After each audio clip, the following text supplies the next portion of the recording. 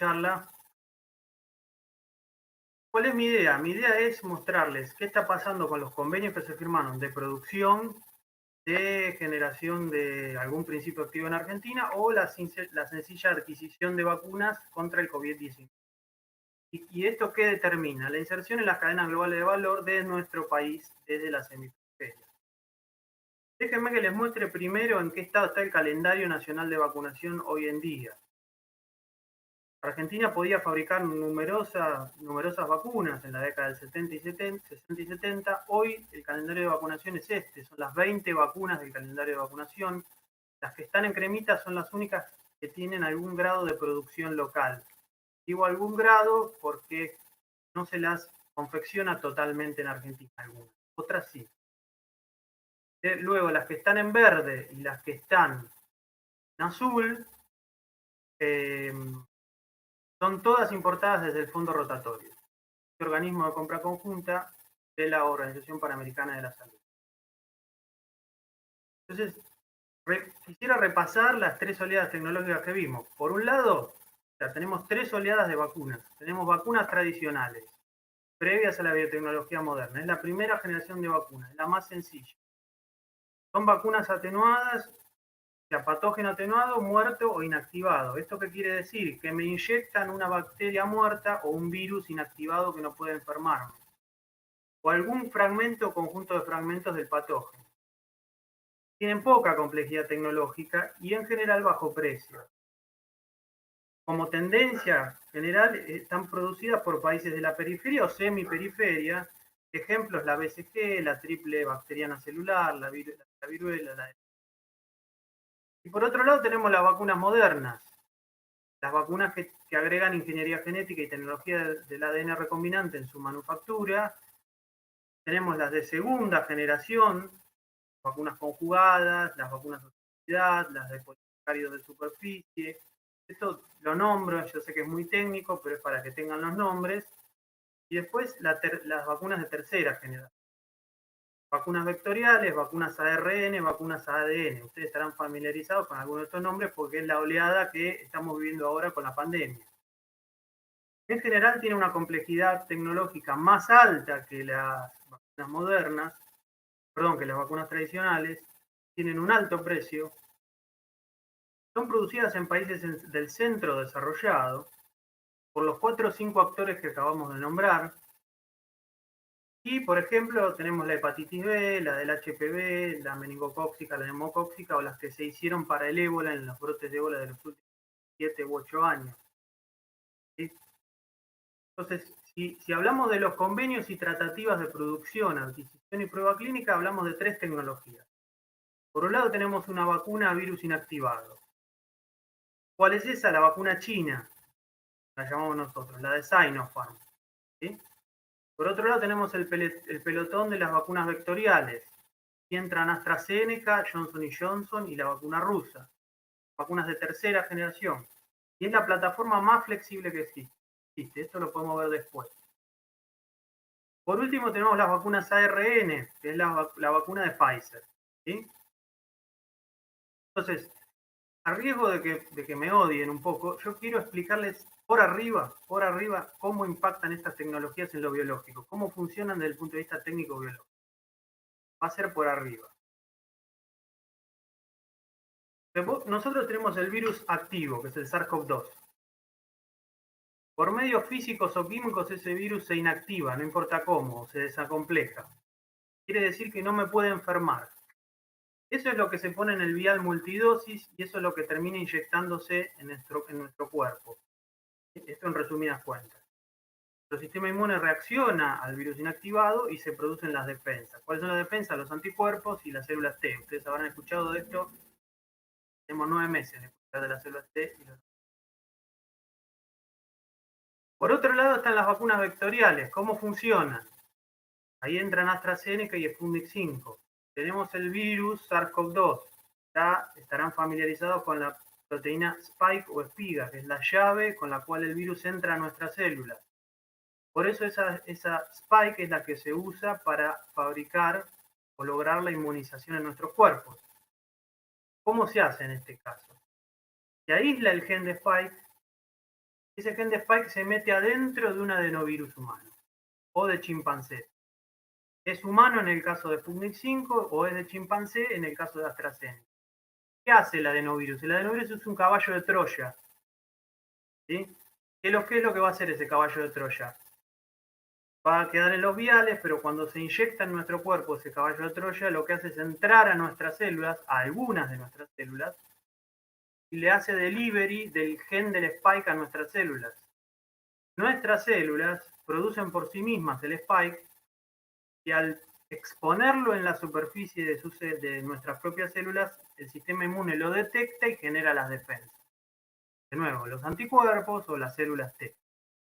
Hay que aclarar que el adenovirus humano o de chimpancé son adenovirus inactivados, es decir, no se pueden replicar y no nos pueden enfermar. Y digamos, el adenovirus, las dos vacunas, es la plataforma tecnológica. Por último, la vacuna de ARN de Pfizer es un poco más fácil, digamos. Es el mismo esquema, tenemos el spike, pero en lugar de aislar el gen, aislamos el ARN mensajero del spike. Es una molécula muy parecida al gen. Tiene la información para fabricar el spike. Eso es lo que se pone en el vial multidosis y esto es lo que se inyecta en el cuerpo. Nuestras células incorporan este ARN mensajero, lo leen y producen el spike. Y de nuevo, detecta el spike de nuestras células y se producen las defensas. Bien, entonces ahora podemos pasar al convenio de producción de la vacuna vectorial AZD1222, que es la vacuna de AstraZeneca. Hay dos actores involucrados. Por un lado, como bien dije, AstraZeneca y una empresa de capitales nacionales, mAbxience. Entonces, ¿qué es lo que hace AstraZeneca? Le transfiere la transferencia de tecnología y fabricación del principio activo. ¿A quién le hace la transferencia de tecnología? A la empresa de capitales nacionales mAbxience. ¿Qué es el principio activo? El principio activo es el caballo de Troya, ¿sí? El adenovirus de chimpancé. ¿Por qué mAbxience lo puede fabricar? Lo puede fabricar porque tiene 15 años de experiencia en tecnología para producir moléculas y principios activos en células de mamíferos. Esto transforma a mAbxience en una empresa, en una buena empresa, una empresa estratégica para el país. Ahora, ¿cómo termina este periplo? Bueno, el caballo de Troya viaja 8.000 kilómetros hasta México. Y allí es envasado por el laboratorio Liomont, el inyectable, que tiene una capacidad de 250 millones de dosis, queda a un precio de 3 o 4 dólares la dosis supuestamente. ¿Quién financia toda esta historia? Una fundación de alcance global, que es la Fundación Carlos Slim, uno de los millonarios más grandes del planeta. Entonces, ¿qué podemos decir de esto? AstraZeneca busca tercerizar la producción en dos compañías que se radican dentro de un mercado de 650 millones de personas. Gigantesco, contando con que Liomont se encuentra cerca de Estados Unidos y en condiciones normales Liomont también produce para Estados Unidos, otro mercado gigantesco. AstraZeneca, dicho por ellos mismos, intenta producir la vacuna en cada región, pero con productores locales. Entonces ocurre lo que yo denomino una división internacional del trabajo farmacéutico, una suerte de maquila farmacéutica, porque no está todo el proceso en nuestro territorio, sino que hay una parte. Cuando uno observa toda esta secuencia, podemos plantearnos algunos interrogantes. ¿Por qué el Estado argentino no intervino, al menos directamente, con las negociaciones entre la empresa argentina y la multinacional? Lo que trascendió es que es un acuerdo entre privados. ¿Podría haber negociado que parte, digo una parte, no digo, es importante tener en cuenta las escalas de todo esto? ¿Podría haber negociado que una parte del principio activo quede en el territorio nacional, se envase localmente en alguna de las plantas de menor volumen que existen en nuestro país? Hay algunas respuestas técnicas a esto que si quieren después las podemos ver. La inserción en la cadena global de valor de la vacuna por parte de mAbxience se da en clave dependiente y satisfaciendo las necesidades de logística de la multinacional para colocar su producción en uno de los mercados más grandes del mundo. Bueno, ahora quiero mostrarles los ensayos de pruebas clínicas que hay operando en el país. Es la fase 3, ya estarán familiarizados que hay 4 fases. La fase 3 es la más numerosa. Se testea la eficacia de la vacuna, hay un grupo placebo y un grupo de que se le agrega la vacuna. Primero, podemos hablar de la prueba de fase 3 de la vacuna de Pfizer, de RNA, y déjenme que les diga algunas características de estas vacunas, por qué se las menciona tanto, por qué aparecen tanto en los medios. Las vacunas en ARN desde hace algunos años prometían una nueva era en la vacunología, porque son muy sencillas de manufacturar, de escalar industrialmente, el ARN no es infeccioso, no se puede activar y volver a ser infeccioso como sí puede pasar con un virus activado, cosa poco probable, pero a veces ocurre. Tienen algunos problemas como acumulación tóxica en el hígado de las partículas lipídicas que lo vehiculizan a este RNA, pero lo principal que observamos es que es una tecnología que nunca se utilizó en humanos en toda la historia de la ciencia. Se pone como comienza a implementar en el medio de una pandemia de proporciones globales. Algunos autores hablan de mutagénesis insercional, los cambios epigenéticos. Debo decir que esto es poco probable. He consultado con especialistas y es poco probable. Lo menciono solo por las dudas. Entonces, yendo concretamente a la prueba de fase 3, Pfizer va a probar la vacuna ¿en dónde? En el Hospital Militar Central, utilizando toda la capacidad de logística y organización del Ejército Argentino, una prueba con 15.000 voluntarios, son 2 dosis, y esto representa el 20% del estudio global, el 80% del testeo que está afuera de las fronteras de Argentina. ¿Quién le da soporte médico a esta prueba clínica? La Fundación Infant. Cuando uno ve la financiación de la Fundación Infant, viene de ONGs, institutos y fundaciones de alcance global fuertemente ligadas a las cadenas globales de valor. Fundación Bill y Melinda Gates, NIH, RTI, Path Foundation, London Institute of Medical Sciences, universidades norteamericanas de primer nivel. Viendo esto, ¿yo qué preguntas me hago? Ofrecer una plataforma y logística de pruebas de vacunas de fase 3 para las grandes transnacionales. ¿Es la única herramienta de negociación de los países periféricos o semiperiféricos para acceder a una posición preferencial para la vacuna? ¿Cuán alineadas están con los objetivos estratégicos del Estado Nacional las fundaciones médicas y ONGs financiadas por organismos ligados estrechamente a la cadena global de valor? Esto es muy importante. ¿Qué grado de conexión tienen con el ecosistema local de generación de conocimiento? ¿Qué grado de conexión tienen con los potenciales desarrollos de vacuna local? ¿Qué papel cumplen estas fundaciones en legitimar la prueba de novedosas plataformas tecnológicas a una velocidad inusitada, siendo que a largo plazo no hubo tiempo de hacer ningún tipo de ensayo? Otra de las vacunas que se está probando en Argentina es la de Sinopharm Laboratorio, la de Sinopharm, patrocinador del laboratorio LEA, perdón, que va a realizar la vacunación en los sedes de Instituto Vacunar, perdón. También es un ensayo de múltiples países, 3.000 voluntarios en Argentina, la vacunación constará de 2 dosis. ¿Quién ejecuta la prueba clínica? ¿Quién le da soporte médico? La Fundación Huésped, una fundación fuertemente ligada a la financiación de ONGs, institutos y fundaciones de alcance global. El Banco Mundial, la Unión Europea, UNICEF, grandes laboratorios. Incluso también hay grandes laboratorios locales, los nucleados en CAEM, la Cámara CISTE, Nuclear de Laboratorios Multinacionales. Entonces, el último convenio de fase 3 es el de Johnson Johnson, la vacuna de Johnson Johnson, que se va a probar en la Fundación Stambuline, de similares características a las mencionadas. También un ensayo a nivel global impactante con 60.000 pacientes voluntarios. ¿Quién realiza la prueba? Una CRO. ¿Qué es una CRO? Una Contract Research Organization. Son empresas que se dedican a desarrollo biofarmacéutico, probando fármacos o vacunas generadas en las grandes cadenas globales de valor. Esta CRO es una de las más grandes del mundo, que es IQVIA. es de la fusión de Quintiles y otra que se llama IMS, de origen norteamericano.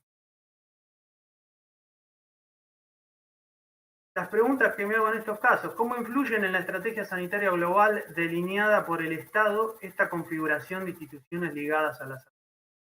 Porque alguna presión deben ejercer por propia inercia institucional. ¿Qué grados de autonomía relativa tiene el Estado Nacional para delinear una estrategia sanitaria integral y preventiva por fuera de todo este andamiaje? De nuevo, déjenme machacar sobre esto. ¿Qué grado de conexión tienen con el ecosistema local de generación de conocimiento? ¿O es que solamente se apuesta a posicionar plataformas de pruebas clínicas y a la realización de transferencias parciales de tecnología desde las cadenas globales de valor hacia algún laboratorio local?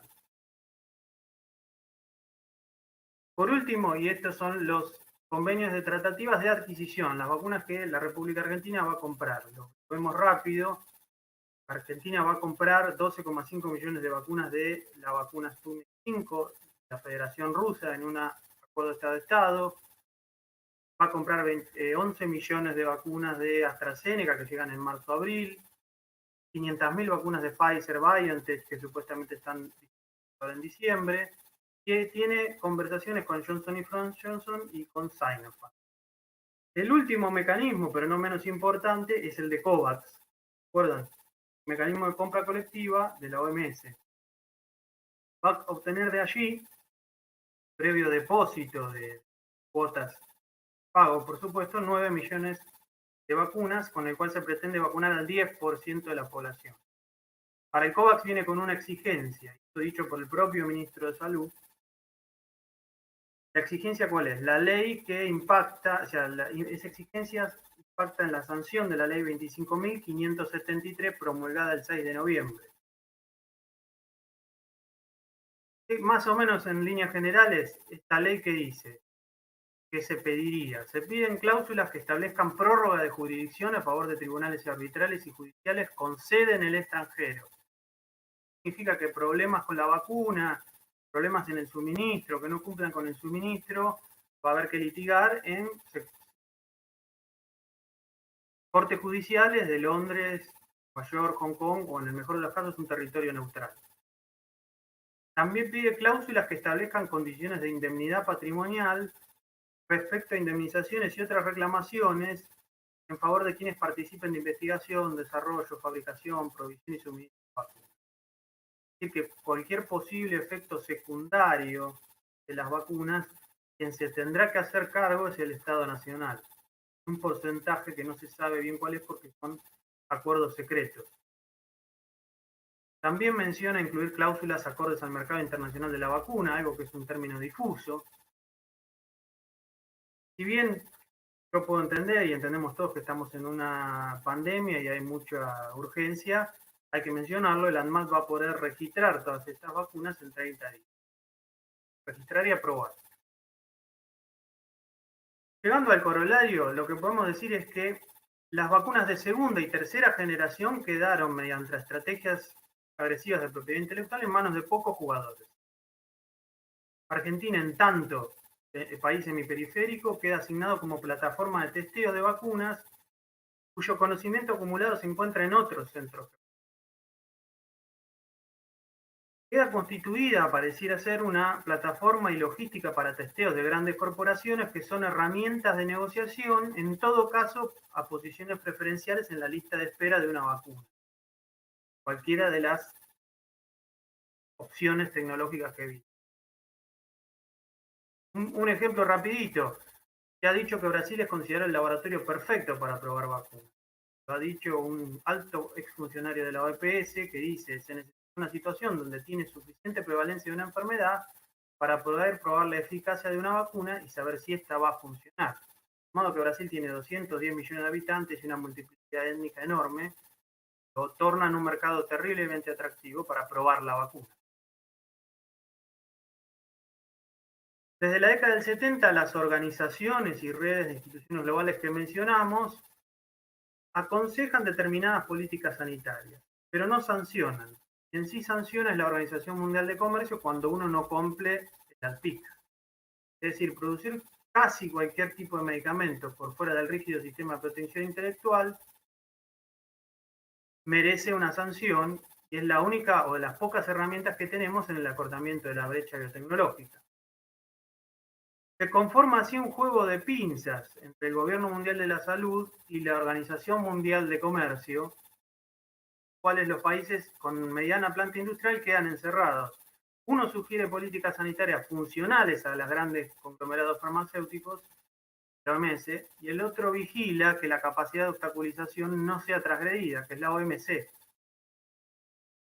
Por esto, el sector farmacéutico nacional se ve encerrado en una jaula geopolítica, es decir, realiza baja inversión en I+D+I, se maneja con compra asegurada de vacunas por parte del Estado Nacional, se limita a realizar transferencias tecnológicas desde las grandes cadenas de valor globales de valor, generalmente son parciales, transfieren alguna cosa, no todo, desconectado del ecosistema local de generación de conocimiento en biomedicina.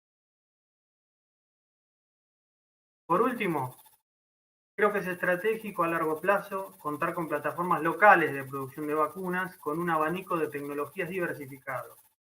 Esto será indispensable para evitar que la gran industria farmacéutica y los países centrales descargan los costos globales ante cada crisis sanitaria. Cuando me refiero a crisis sanitaria, me refiero a que esto que vivimos hoy puede repetirse.